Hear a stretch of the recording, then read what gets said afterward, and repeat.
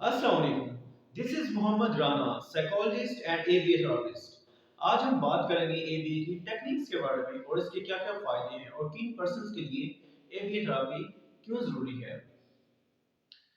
ABA की techniques की हम बात करते हैं। इसमें है positive and negative reinforcement, prompting and feeding, natural environment teaching, generalisation. अब हम बात करते हैं कि किन अफराद के लिए एबीए थेरेपी जरूरी है।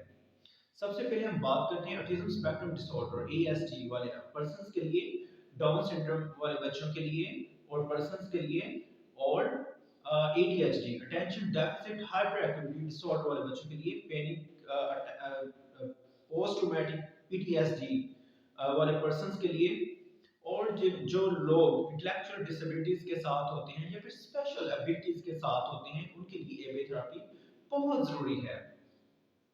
अब हम बात करते हैं कि ये कितने परसेंटेज के चांस होते हैं और कितने फीसद ये इफेक्टिव है। अ, ये एबीए थेरेपी जो है 90% 90% जो है इसके चांसेस हैं, इफेक्टिव है। ये इसके जो है फायदे होते हैं, 90% इम्कान होते हैं।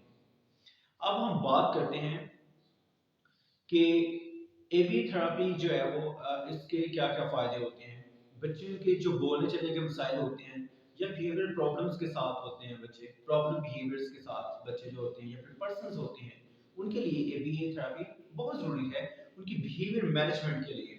और जब हम एबीए थेरेपी का सेशन स्टार्ट करते हैं, शुरू करते हैं, जैसे जैसे वक्त गुजरता है तो इससे नजर आता है और जो बिहेवियर प्रॉब्लम बिहेवियर्स है वो रिड्यूस होते हैं, कम होता नजर आता है बिहेवियर।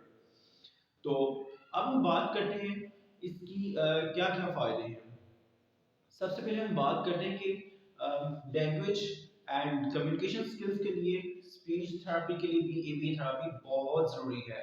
अगर हम बात करेंगे स्पीच थेरेपी या फिर एबीए थेरेपी तो हम बात करते हैं कि ये दोनों सेम है, और स्पीच थेरेपी के हवाले से दोनों सेम है। एबीए थेरेपी के साथ भी कम्युनिकेशन एंड लैंग्वेज स्किल्स पे जो है काम किया जा सकता है और इसके बहुत इफेक्टिव जो है असरात होते हैं और नताइज होते हैं। और इसके अलावा ये इम्प्रूव करता है अटेंशन को, फोकस को, और सोशल स्किल्स, मेमोरी को, और एकेडमिक्स को।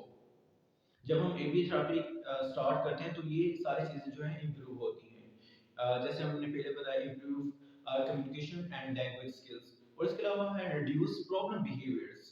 जिन बच्चों में या जिन पर्सन्स में बिहेवियरल इश्यूज होते हैं, मसाइल होते हैं, जैसे कि जिद्दी होना, चिड़चिड़ापन, या फिर कोई और बिहेवियरल इश्यूज या कोई और काम, ऐसे काम जो उनके पेरेंट्स को या वालिदैन को नहीं पसंद होते, या लोग उनसे तंग होते हैं, इरिटेट होते हैं, वो सारे बिहेवियर प्रॉब्लम्स होते हैं, वो प्रॉब्लम बिहेवियर्स होते हैं, वो बिहेवियर्स जो प्रॉब्लम्स क्रिएट करते हैं।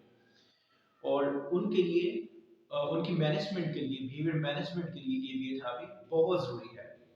अगर आपका कोई सवाल है या आप कुछ पूछना चाहते हैं या कोई आपकी राय है, ओपिनियन है, तो आप कमेंट सेक्शन में अपना सवाल या कोई अपनी कीमती राय दे सकते हैं। Thank you so much. अल्लाह हाफिज़।